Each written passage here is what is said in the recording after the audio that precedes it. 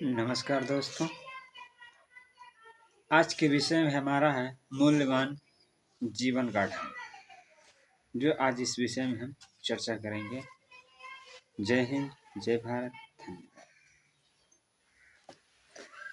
जीवन में जो भी हमें अवसर मिले उसके हमें पूर्ण सदुपयोग में ही आनंद और उपलब्धि और निहित है। जो भी अवसर सामने खड़ा हुआ हो वह हमारे लिए सृजित हुआ है या उसका सम्मान करना ही हमारा धर्म है। कल्पना अनिश्चितता का एक यथार्थ और निश्चित की उपेक्षा वर्तमान को ही क्षीण नहीं बनाती बल्कि भविष्य की योग्यता को भी संदिग्ध बनाती है। आज जो अवसर प्राप्त हुआ है वह हमें वर्तमान को संवारने के लिए, भविष्य को सपन बनाने के लिए,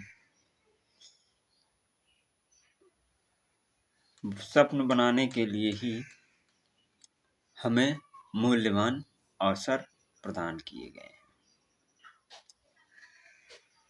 हैं। जीवन जीना ही जिंदगी का एक लक्ष्य होता है और जीवन जन्म और मृत्यु पर भी एक लक्ष्य होता है। एक पुष्प आज किसी आंगन में खिलकर अपनी सुगंध बिखेर रहा है। अपने सुगंध के कारण ही कल उसके बीज किसी बड़े उद्यान में स्थान में जाकर सुगंध के कारण ही वो अपना स्थान प्राप्त कर रहा है।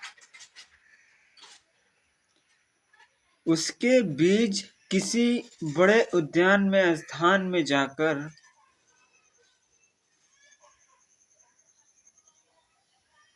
पौधा बन रहा है। यदि पुष्प छोटे आंगन का अपना अपमान समझकर पुष्पित होने और सुगंधित बिखेरने से इनकार कर दे तो उसके लिए विस्तार की संभावना ही समाप्त हो जाएगी। विस्तार की संभावना ही समाप्त हो जाएगी।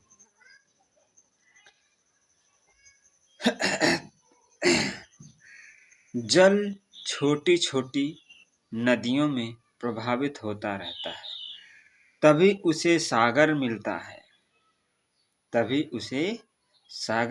है।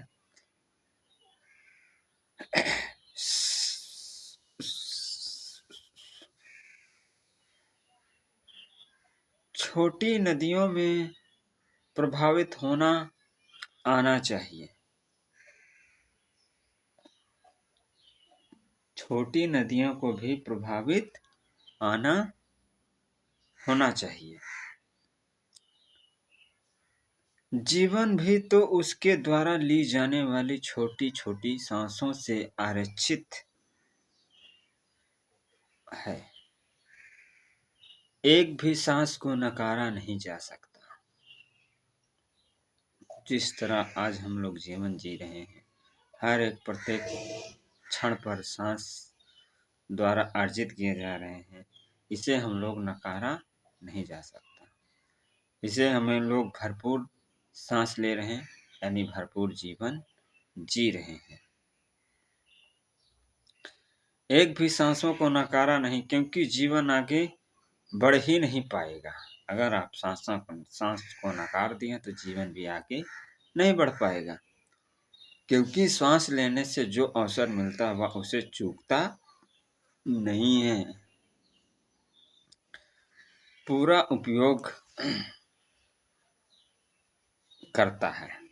छोटी सांसों को जब वो ग्रहण करता है तो क्या करता है? पूरा उपयोग करता है। तो भविष्य वर्तमान पर ही टिकी है। यदि आज वृक्ष को उचित जल, वायु और प्रकाश मिल रहा है तभी उसका तना विकसित होता है। विकसित तने पर ही फूल फल लगते हैं। वृक्ष का विकास हो रहा है तभी उसके फलदार होने की आशा की जाती है। आवश्यक है कि मनुष्य आशा और कल्पना का अंतर समझें। कल्पना वह भविष्य है जिसका वर्तमान से कोई संबंध नहीं। सभी वृक्षों की ऊंचाई एक जैसे नहीं होती। सभी वृक्षों के फल एक जैसे नहीं होते। वृक्षों के फल पर एक जैसे हो या ना हो, लेकिन छायादार जरूर होते हैं। तो मनुष्य का भी जीवन भी एक जैसे ना हो, लेकिन सुस्वादु जीवन भी ऐसा होना चाहिए। कहने का उद्देश्य यही है कि जीवन जियो ऐसा कि एक मिसाल बन जाए, और जिंदगी पर इतना संगठित करो या संघर्ष करो कि जीवन जीने का ढंग बन जाए। बहुत बहुत धन्यवाद। नमस्कार। आज के लिए इतना ही। धन्यवाद।